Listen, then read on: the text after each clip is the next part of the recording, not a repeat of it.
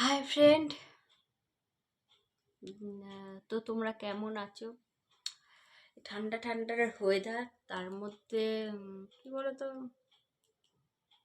অনেক কাজকর্ম পড়ে থাকে তো, তাই জন্যে সকালবেলা উঠতেও দেরি হয়ে যায়। তো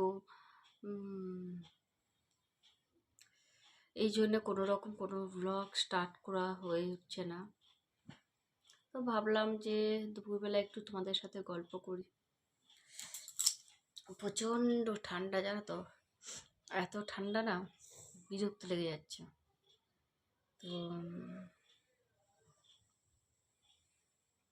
ভাবছিলাম কি করব না করব। সবে মাত্র খাওয়া দাওয়া করে উঠলাম কিছুক্ষণ আগে, তারপরে বাইরে গিয়ে রোদ্দুর পোয়াচ্ছিলাম, কারণ চুলটা পুরো ভিজে।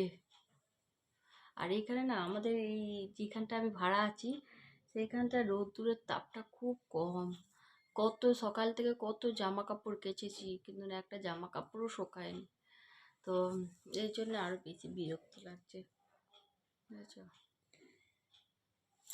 আর তারপরে ভাবলাম যে যাই তাহলে, এবার একটু ঘুমাতেও হবে। চুলগুলো দেখো পুরো ভিজে চ্যাপচ্যাপ চ্যাপচ্যাপ করছে।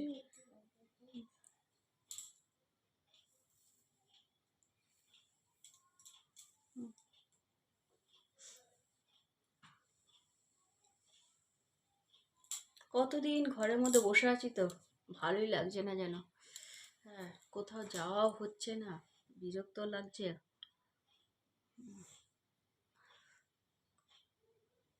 তারপরে এমনিতে আমার শ্বশুরবাড়ি থেকে সব বলছে আসবার জন্য, তো কিন্তু আমার হাজবেন্ডের সময় হচ্ছে না নিয়ে যাবে বলে। বলো তো,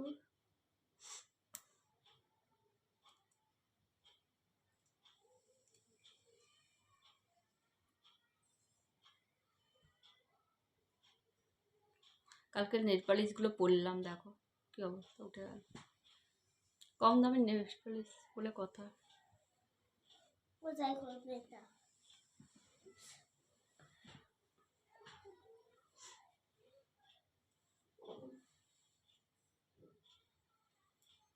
একটু মন মেজাজটা খারাপ আছে, তো ভাল লাগছে না কিচ্ছু করতে। এই বললাম বসেই থাকি, কি করব।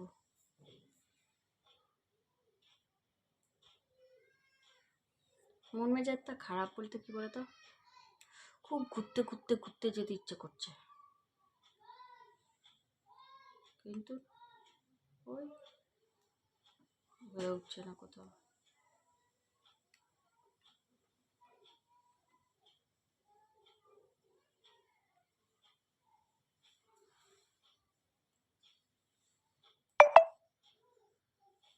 চলো ঠিক আছে, আবার একটু রেস্ট নিতে হবে, কারণ সন্ধ্যেবেলায় তাড়াতাড়ি উঠতে হবে। জামা কাপড়গুলো বাইরে পুরো মেলা আছে ভিজা, ওইগুলোকেও তুলতে হবে, সন্ধে বাতি দিতে হবে, রান্না করতে হবে, কত কাজ। সকাল থেকে আরম্ভ হয় রাত্রি পর্যন্ত, তবু ঘুমানো তো যাবেই না।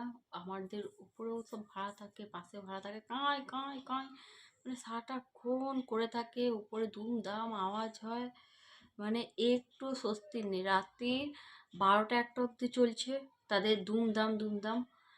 আর পাশে তো আছেই, তো বাদি দাও, এই কারণে একটু বিরক্ত লেগে যায়। চলো একটু রেস্ট নিই, তারপর আবার বিকালে উঠে তোমাদের সাথে কথা হবে।